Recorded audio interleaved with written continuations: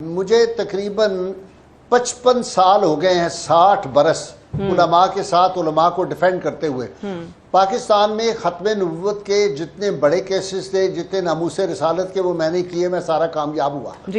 آپ مجھے بتائیں، میں اس سٹیج پہ اب 73 سال کی عمر میں یہ آپ کو بات بتا رہا ہوں، میرے نزدیک سب سے بڑی رکاوٹ اس ملک میں قرآن و سنت کے قانون کے راستے میں سب سے بڑی رکاوٹ علماء ہے۔ اب انہوں نے بچیوں نے کہا نا کہ جی ہم آج تک ہم یہی فیصلہ نہیں کر سکے ہمارے علماء کے کس رنگ کی پگڑی پہننی ہے۔ پہلے کہتے تھے جو سبز نہ پہنے وہ مسلمان ہی نہیں ہے۔ اب انہوں نے کہا جی 7 رنگ جو ہیں، ابھی تک یہ فیصلہ نہیں ہو سکا کہ جنازے کے بعد دعا مانگنی ہے کہ نہیں مانگنی۔ کوئی علماء کی بات سننے کے لیے تیار نہیں ہے، کیونکہ انہوں نے قوم کو لڑا کے انہوں نے یہ جو فرقہ بازی ہے اس کو انتہا کر دیا۔ محتشم سامعین حضرات، علماء کرام، علماء حق کا رسول پاک صلی اللہ علیہ وآلہ وسلم کے وارث ہیں، آپ کے علم کے وارث ہیں، آپ کی شریعت کے وارث ہیں۔ ان پر اعتماد کرنا، ان پر یقین کرنا، ان پر بھروسہ کرنا اور ان کی تائید کرنا، یہ رسول پاک صلی اللہ علیہ وآلہ وسلم کا حکم ہے۔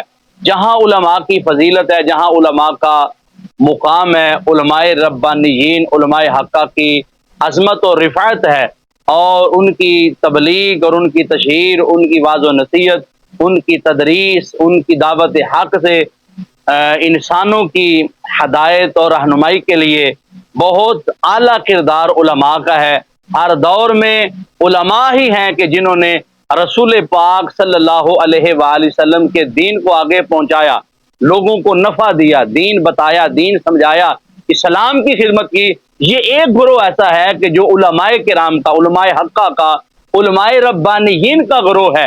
تو جہاں ان علماء نے دین کی اشاعت کے لیے، دین کے فروغ کے لیے، دین کی تبلیغ کے لیے اپنا جاندار کردار ادا کیا، وہاں ان کے مخالف پیدا ہوئے۔ امام بخاری کی مخالفت کی گئی رحمت اللہ تعالی علیہ، امام احمد بن حنبل رحمت اللہ تعالی علیہ کی مخالفت کی گئی، امام نسائی رحمت اللہ تعالی علیہ کی مخالفت کی گئی۔ ایک لمبی لسٹ ہے بڑے بڑے اکابرین کی، اور ان سے چھوٹے چھوٹے آگے جو ان کے شاگرد تھے ان پر بھی مصائب ٹوٹ پڑے۔ یہ ایک لمبی داستان ہے۔ تو المختصر یہ کہ علماء کی ہمیشہ مخالفت کی گئی، ان کو برا کہا گیا، مگر علماء ہی ہیں کہ جو بندے کے پیدا ہونے سے لے کر اس کو قبر تک اتارنے کے مرحلے تک یہ علماء رہنمائی کرتے ہیں، علماء کام آتے ہیں۔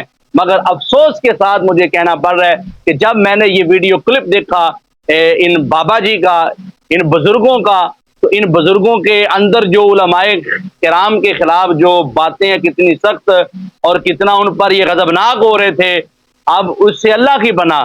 بزرگوں نے کہا کہ موصوف یہ کہہ رہے ہیں کہ 73 سالوں کی عمر میں آپ کو بتا رہا ہوں کہ میرے نزدیک سب سے بڑی رکاوٹ اس ملک میں قرآن و سنت کے قانون کے راستے میں علماء ہیں۔ استغفر اللہ العظیم، یہ کتنا بڑا جھوٹ ہے، یہ علماء پر کتنا بڑا الزام ہے کہ اس ملک کے خدا داد میں قرآن و سنت کے قانون کے راستے میں علماء جو ہیں وہ رکاوٹ ہیں۔ معاذ اللہ، استغفر اللہ، یہ کتنی بڑی علماء کرام کی توہین ہے، یہ کتنا بڑا علماء کرام، علماء حقہ پر، علماء ربانیین پر یہ علل اعلان الزام لگایا جا رہا ہے۔ تو میں علماء کرام کی خدمت میں بھی دست بدست عرض کروں گا کہ ان باتوں کا نوٹس لیا جائے اور اس سازش کو ناکام بنایا جائے۔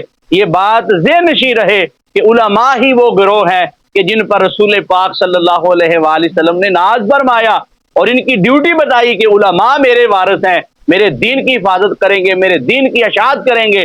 مگر جو لوگ علماء کرام کے خلاف ہیں ان کو پہچانے کہ یہ رسول پاک صلی اللہ علیہ وآلہ وسلم کے گروہ کی مخالفت کر رہے ہیں، رسول پاک صلی اللہ علیہ وآلہ وسلم کے دین کے محافظوں کی یہ لوگ مخالفت کر رہے ہیں۔ اور رہی یہ بات کہ آپ نے کہا جی بچیوں نے پوچھا کہ ہم دین سیکھنے کے لیے کس پگڑی والے کے پاس جائیں، تو یہ باتیں کرنے والی، یہ کوئی سوال کرنے والا، کیسی کیسی عجیب و غریب باتیں کر کے آپ لوگوں کو پھسلا رہے ہیں اور علماء کرام کے خلاف سازشیں کر رہے ہیں۔ اب سب سے پہلی بات تو یہ میں آپ سے پوچھنا چاہتا ہوں کہ آپ نے کہا جی انہوں نے کہا تھا کہ جو سبز پگڑی نہ پہنے وہ مسلمان نہیں، معاذ اللہ، یہ کس نے کہا؟ حوالہ پیش کریں۔ اس کا کلپ چلائیں آپ ساتھ، دلیل دیں لوگوں کو پتہ چلے۔ تو خدا کے لیے ملک کے حال پر رحم کریں، عوام پہلے ہی بڑی گمراہی میں اور بڑی جہالت میں پہلے ہی دین سے دور ہو رہی ہے، تو آپ ایسے شوشے چھوڑ کر مزید دین سے، اسلام سے لوگوں کو متنفر کرنا چاہتے ہیں؟ خدا کا خوف کریں، قبر میں جانا ہے، اللہ کی بارگاہ میں پیش ہونا ہے، تو اپنی آخرت خراب نہ کریں، اپنی آخرت کی فکر کریں۔